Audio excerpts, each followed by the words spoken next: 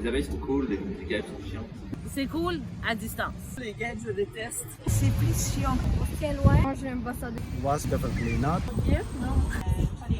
C'est chiant. Bon. Les abeilles puis les guêpes, ça peut être chiant.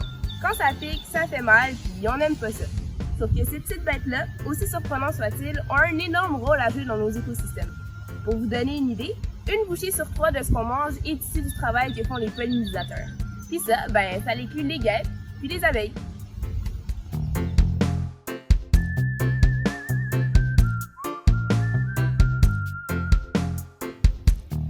Aujourd'hui, alors, on va vous expliquer comment ça se fait donc qu'ils sont si importants que ça, puis pourquoi, au final, on devrait peut-être pas avoir une dent pour tout. Donc, commençons par le début de tout ça. Les insectes pollinisateurs, qu'est-ce qu'ils font? Ils font la pollinisation.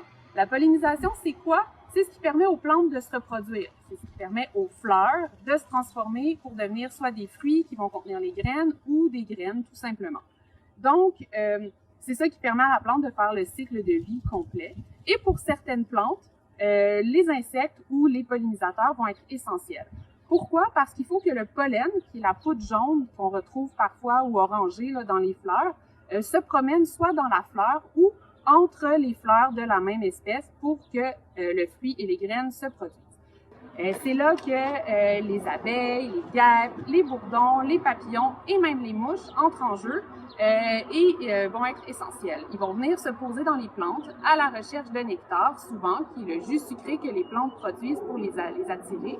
Et en allant chercher le nectar dans la fleur, leur corps va se couvrir de pollen qui vont ensuite promener de fleur en fleur, permettant ainsi aux plantes de se reproduire.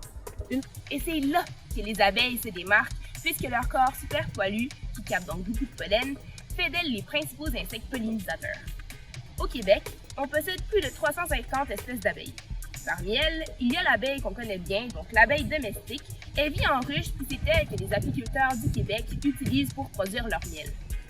Ceci étant dit, la majorité des espèces du Québec sont ce qu'on appelle des abeilles sauvages, puis ce sont elles en fait qui se cachent derrière la majeure partie de la pollinisation. Donc, ce qui distingue les abeilles sauvages des abeilles à miel ou abeilles domestiques, c'est que les abeilles sauvages ne vivent pas en colonie, ils n'ont pas de reine, pas d'ouvriers, donc pas de structure sociale. Ils ne vont pas collaborer entre eux. Malheureusement, depuis plusieurs années déjà, on observe que la population des abeilles est en baisse. S'ensuit alors la question suivante, c'est quoi qui cause ce déclin-là? En fait, plusieurs facteurs de nature humaine entrent en ligne de compte. Tout d'abord, les pesticides que l'on met sur les plantes finissent dans le système des abeilles parce qu'ils vont les butiner. Mais à force de les butiner et d'accumuler ces produits chimiques, ça va atteindre leur système nerveux et éventuellement, ça finira par les tuer.